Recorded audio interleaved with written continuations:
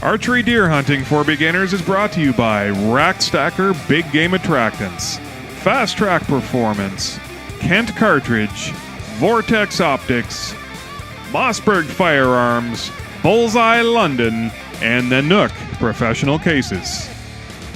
Well, holy cow, you've made the shot. Now what? Oh, all this time, what do we do now? Isn't that a feeling? Even watching some of the videos that we've been looking at from our seasons, and you know, when you're sitting in a stand for a couple of hours and then suddenly you see a deer coming down through the woods, and it's just, you know, you can just feel your heart start to race and muscle memories take over, and you get standing and everything is ready, and you know, you've got your release, and it all comes down to that one moment. You get the broadside shot, you make the release, you see it's a good shot, deer takes off, and it's like, oh my God. And you literally feel like your adrenal gland has just been squeezed and wrung out. Stand by, we'll get right back to it right after this message from Rack Stacker.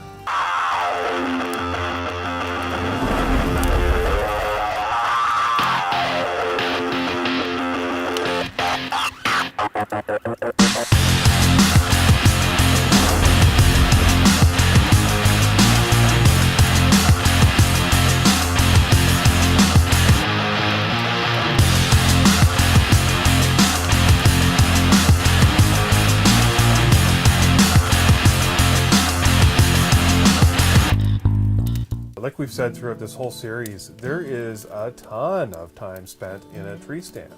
So, you know, don't just make the shot and scream hallelujah and then jump down and start chasing your deer. That's the time that you want to take a deep breath, reflect on what's just happened, and like I do, I text Ian, hey, come and give me a hand. Come on, get out of the office and come and help me drag this deer out of the bush. It's an exciting moment, there's no question, but a couple of things that you really do obviously want to keep in mind. Was the deer alone, or are there other deer around? And you know what? You might not always know the answer to that. There could have been a pair of deer coming, but the other one's hung up, you don't see it. You take the shot at the single. If you start yipping and cheering yourselves and high-fiving, you know, clamoring out of the stands, as you should do, but do it mentally. Your inside voice, because you don't know what else is going on around you. And there have been so many times where I've taken that shot, sat back down, and then had another deer come out. If I get out of the stand, I've just educated that deer, and that's going to kind of, you know, potentially burn that stand for future opportunities. I think an hour is a good rule of thumb. If you actually watch your deer go down, you know, you can give it 15, 20 minutes. If it hasn't moved in 15 or 20 minutes and you actually saw it fall, I think you're pretty safe in going up and touching it in the haunch where they feel to. You don't want to have a mature, especially a buck, you know, that suddenly wakes up and lunges at you. Make sure it's dead, and that's why I think that the longer you give it, the better. You've spent months preparing for this moment. There is no rush. More often than not, we don't know exactly what kind of shot we had.